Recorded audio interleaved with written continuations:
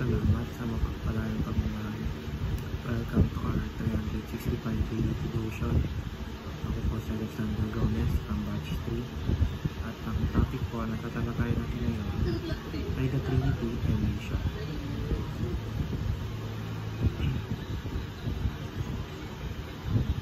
Ngayon po ang ating pag-aaralan ay tungkol sa Matthew chapter 28 verses 18 to 22. At buksan po natin ang ating pusat isip sa magandang salita ng Diyos. Sinasabi dito na, And Jesus came and said to them, All authority in heaven and on earth has been given to me. Go therefore and make disciples of all nations, baptizing them in the name of the Father, and of the Son, and of the Holy Spirit, teaching them to observe all that I have commanded you. And behold, I am with you always, to the end of the age.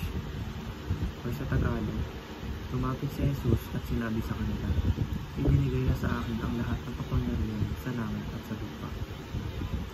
Kaya't humayo kayo, gawin niyong alagad ko ang mga tao sa lahat ng mga bansa. Bautismuhan niyo sila sa pangalan ng Ama at ng Anak at ng Espiritu Santo.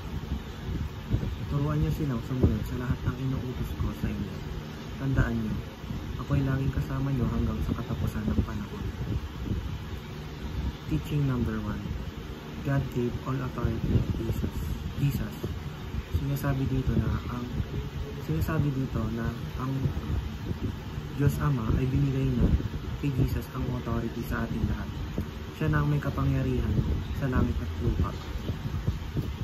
Teaching number 2. Jesus rules over the nations. Sinasabi sa katuroan na ang God ay pinasa na kay Jesus ang authority upang gabayan niya ang buong mundo. At inutusan niya ang Espiritu Santo na bautismuhan tayo sa pangalan ng Ama at ng Anak at ng Espiritu Santo. Teaching number 3. The Spirit empowers the Church. Sinasabi sa katuroan na ang Espiritu Santo ang gumagabay sa ating lahat. Application number 1. Disciple the nations to obey Christ. Tinuturo sa atin dito na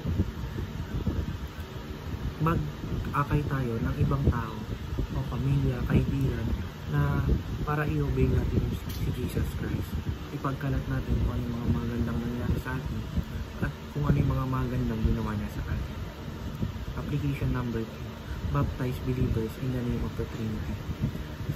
Tinuturo sa atin dito na i-baptize daw natin yung mga naniniwala kay Jesus Christ in the name of the Trinity. Ito yung sinasabi na i-baptize natin sila sa pangalan ng Ama at ng Anak at ng Espiritu Santo.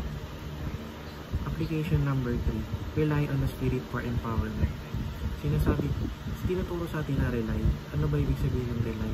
Ibig sabihin na ito, magtiwala tayo sa Spirit for empowerment.